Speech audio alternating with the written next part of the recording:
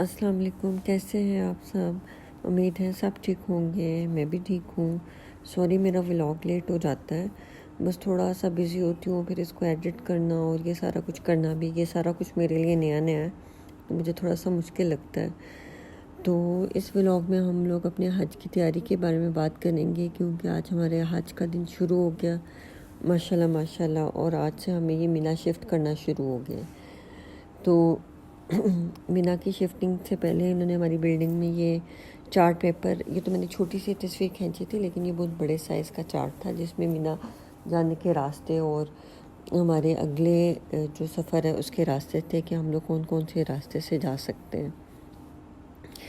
اچھا، پھر اس کے بعد اس سے پہلے جو ہمارے ساتھ پروسیس ہوا تھا وہ ہمیں نا ان لوگوں نے ایک اسکائی بلو کلر کے بینڈز دے دیے تھے اور ساتھ نسخ کارڈ دے دیے تھے، جو کہ حاجیوں کے لیے اس دفعہ بہت زیادہ ضروری تھے۔ اس کے بغیر حج نہیں ہو سکتا تھا، کیونکہ کافی اللیگل حاجی جو ہے نا اس حج میں آ جاتے، لیکن اس دفعہ کافی تو نہیں لیکن بہت کم اللیگل حاجی جو تھے وہ آئے تھے۔ اچھا، دوسرا یہ کہ جو بینڈز ہمیں ملے تھے نا وہ ہمیں ٹرین کا ٹکٹ ملا تھا۔ یہ سہولت جو ہے صرف گورنمنٹ والوں کو ملی تھی جن کی کیٹیگری ڈی تھی۔ اچھا، ان ٹکٹ کا فائدہ یہ تھا کہ جب بھی ہم لوگ اسٹیشن سے نکلتے تھے نا تو یہ ٹکٹ ہمارے ہاتھ میں ہوتے تھے اور ہمیں اسکین کرنے کی ضرورت نہیں ہوتی تھی، ہم آلریڈی جو ہے نا وہ ٹکٹ والی سائٹ پہ چلے جاتے تھے۔ اچھا جی، اب یہاں پہ یہ جو ہمیں ٹکٹ مل گئے اس کا بھی پروسیجر یہی تھا کہ معاون آئے تھے اور معاون نے ہماری سب رومز وائز جو ہے لائنز بنوائی اور ہمیں یہ بینڈز باندھنا شروع کیے۔ ٹائم ٹیکنگ تھا لیکن ٹھیک تھا۔ اچھا جی، رات کو ہمیں اعلان ہوا مغرب کے بعد کہ صبح جو ہے نا مینا کے لیے اور رات کو بسز جو ہے نا حاجی شفٹ کر رہے ہیں۔ تو ہم لوگ سارے اپنا اپنا سامان لے کے نیچے آئے تو تب پتہ چلا کہ جی اب ہم لوگ اس ٹائم نہیں جا رہے، ہماری باری جو ہے نا صبح فجر کے ٹائم آئی۔ الحمدللہ ہم نے یہاں پہ بھی اپنی 5 نمازیں ادا کی اور ہم لوگوں نے مینا میں بھی اپنی 5 نمازیں ادا کر کے اپنے عرفات اور مزدلفہ کے لیے نکلنا تھا۔ اچھا، اب ہم لوگ یہ بسوں میں بیٹھ رہے ہیں اور سیٹ بائی سیٹ انہوں نے ہمیں چیک کیا، سیٹ بائی سیٹ انہوں نے ہمیں بٹھایا اور بڑے آرام سے اور بڑے تحمل سے ہمیں لے کے گئے۔ انہوں نے کوئی پینک نہیں ڈالا، کوئی شور نہیں ڈالا اور روم وائز کمروں سے بلاتے رہے کہ اتنے 5 کمروں کے لوگ آ جائیں اور اپنی جو ہے آئی ڈی کارڈ اور یہ جو نسخ کارڈ ہمیں ملے تھے نا وہ اور اپنے بیگز کے ساتھ آ جائیں۔ اچھا، کچھ لوگوں نے نا وہ جو ٹرالی بیگ نہیں ہوتے وہ بھی رکھے ہوئے تھے، لیکن آپ جو ہے نا اسکول والے بیگز ہوتے ہیں، ڈوری والے بیگ نہیں، وہ تو آپ کے شولڈرز ہی تھکا دیتے ہیں۔ میرے سے تو غلطی ہو گئی تھی، میں نے اسکول بیگ نہیں رکھے تھے۔ تو اسکول بیگ میں آپ نے احرام رکھنا ہے اپنا اور 1 دن کا سوٹ رکھنا ہے اور چٹائی اور پلو رکھنا ہے۔ اچھا، میں نے بھی اور مسواک رکھنی ہے اور بغیر خوشبو کے صابن رکھنا ہے، کیونکہ آپ نے اب 3-4 دن احرام کی حالت میں ہی رہنا ہے اور آپ کو پتہ ہے کہ احرام کی پابندیاں ہر شخص پہ لازم ہو جاتی ہے جب وہ احرام کی نیت کر لیتا ہے۔ اچھا جی، یہاں پہ ہم لوگ اپنے کمرے سے ہی حج کے احرام کی نیت کر کے نکلے تھے اور ہم نے یہیں پہ احرام پہنا تھا۔ ماشاءاللہ ماشاءاللہ، اب ہم لوگ مینا کی بستی میں داخل ہو گئے ہیں۔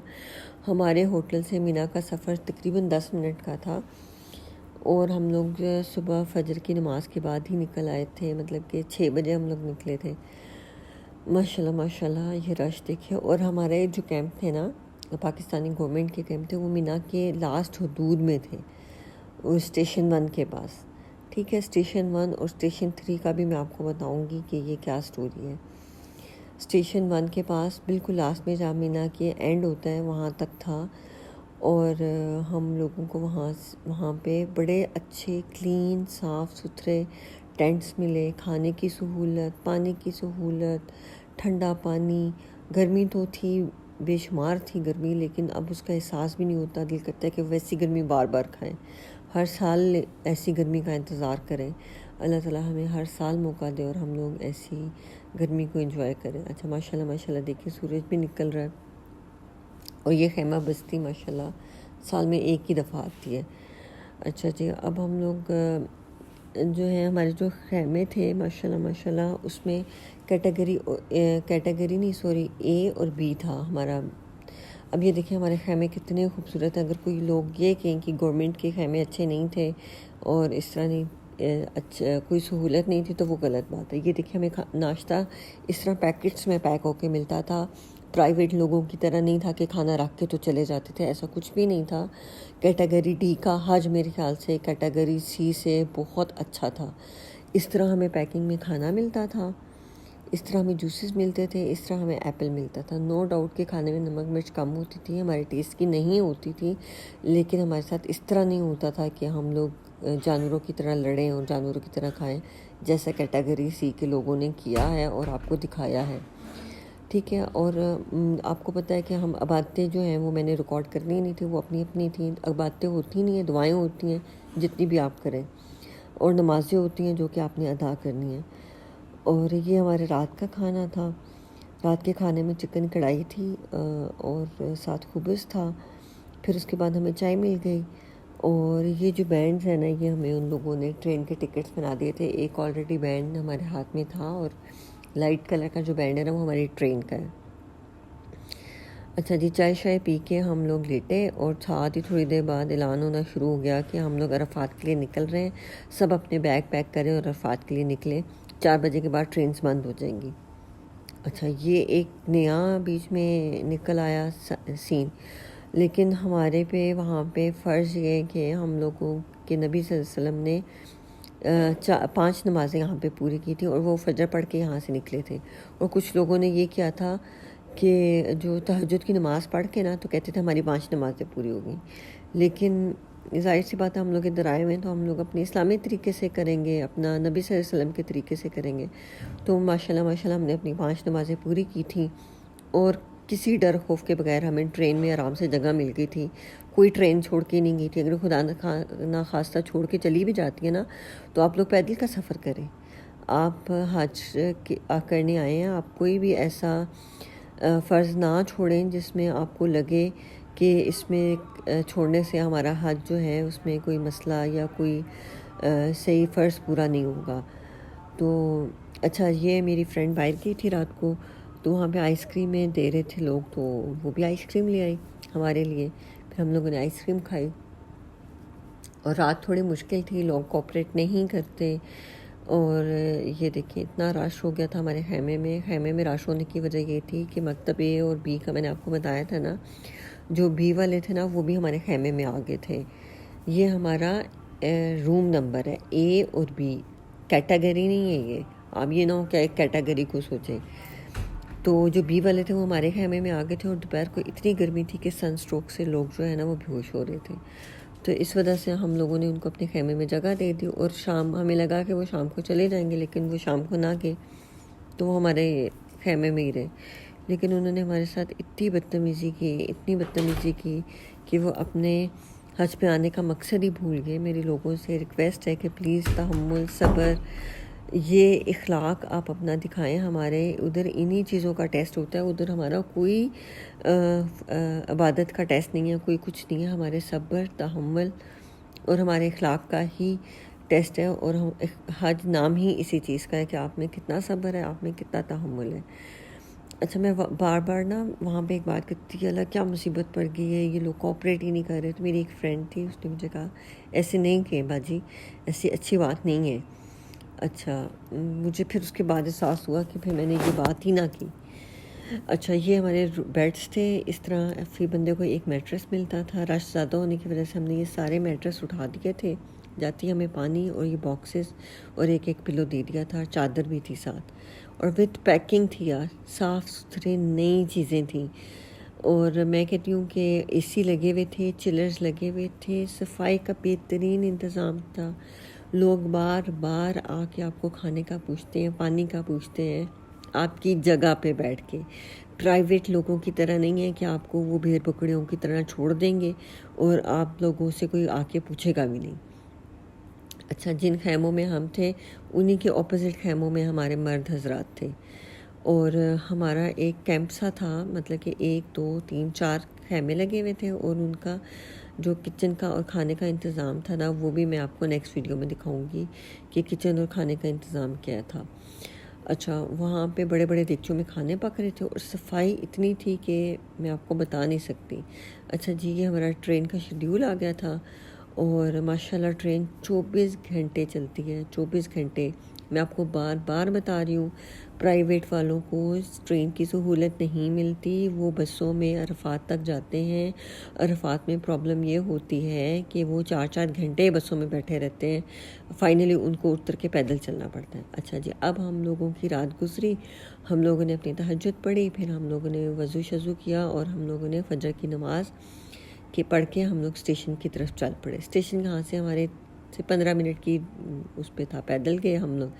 پھر ماشاءاللہ اب ہم لوگ جا رہے ہیں عرفات کی طرف.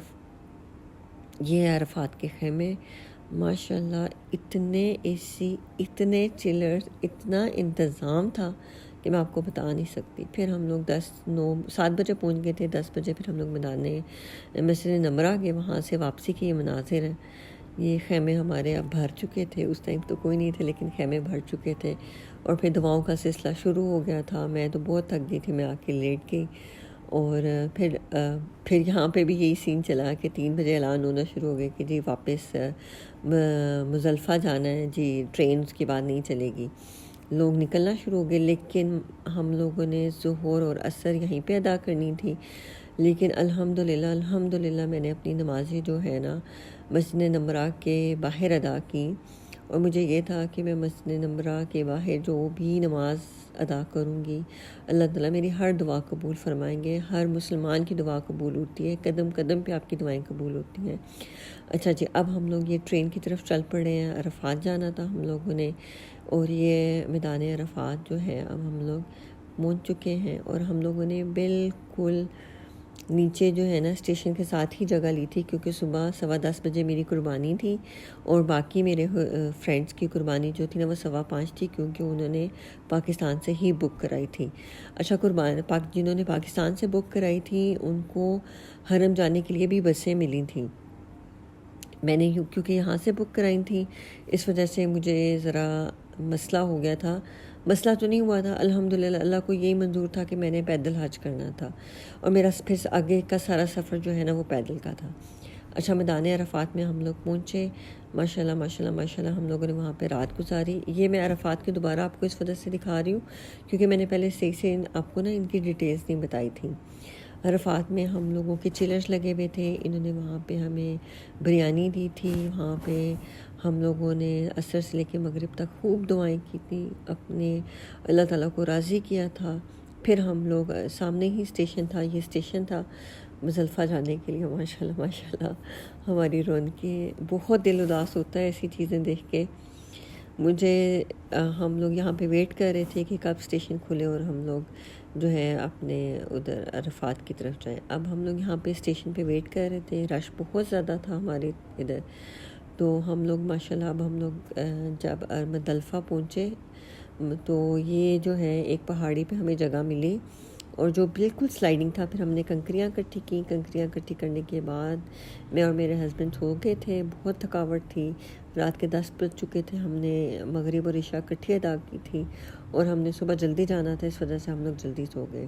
اور فجر کا یہ عالم تھا کہ نیند کا اتنا کوئی ایسا تھا کہ ایسا لگ نہیں رہا تھا کہ ہم لوگ کسی پتھر پہ سوئے ہیں. نیچے کانٹے تھے, پتھر تھے, اور یہ سائڈ پہ روڈ تھی, روڈ کے پاس ہم لوگ سوئے تھے. یہ اوپر برج آپ کو نظر آ رہا ہے, یہاں سے ہم لوگ چل کے نیچے آئے تھے اور بڑے آرام سے اور بڑی مزیدار نیند آئی. تو ابھی باقی ولاگ انشاءاللہ تعالی ویڈیو میں بتاؤں گی کہ ہم لوگ مزدلفہ کے بعد ہم لوگوں نے کیا کیا. انشاءاللہ ملتے ہیں نیکسٹ ولاگ میں. اللہ حافظ.